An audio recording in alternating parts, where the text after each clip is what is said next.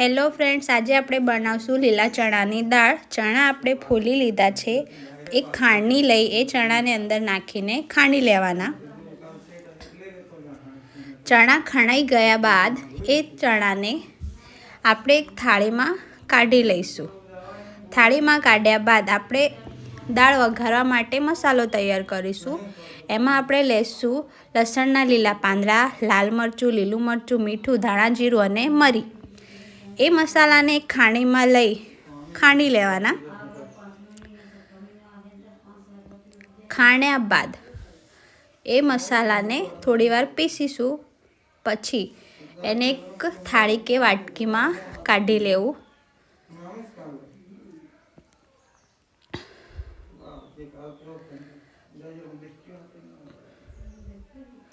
પછી આપણે એક કઢાઈમાં તેલ ગરમ કરવા મૂકીશું અને આ મસાલાને અંદર નાખી દેવાનો અને થોડીવાર એને ગરમ તેલમાં હલાવવું. પછી એ થોડો મસાલો ચડી જાય પછી એની અંદર થોડીવાર રહીને આપણે નાખીશું હળદર નાખીને થોડીવાર આપણે હલાવી એ મસાલાને ચડવા દઈશું. પછી ટામેટાં કાપી લેવાના અને એ ટામેટામાં આ મસાલાની અંદર નાખી દેવા.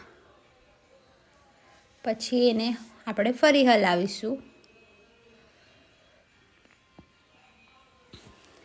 જો આવી રીતે આપણે હલાવીશું અને ટામેટાને થોડીવાર ચડવા દઈશું 2-5 મિનિટ. પછી આપણે એક તપેલામાં કે કોઈ બી વાસણમાં પાણી ગરમ કરવા મૂકવાનું અને જે ચણાની દાળ પીસી હતી આપણે એમાં નાખી દઈશું. આવી રીતે એને થોડીવાર ચડવા દેવાનું 10 મિનિટ. પછી જે મસાલો તૈયાર થયો હતો એ આપણે આ ઉકળતી દાળમાં નાખી દેવો. પછી બરાબર એને હલાવી મિક્સ કરવાનું. પછી એને 5 મિનિટ સુધી ચડવા દેવું. બસ, આમ આપણી લીલા ચણાની દાળ તૈયાર.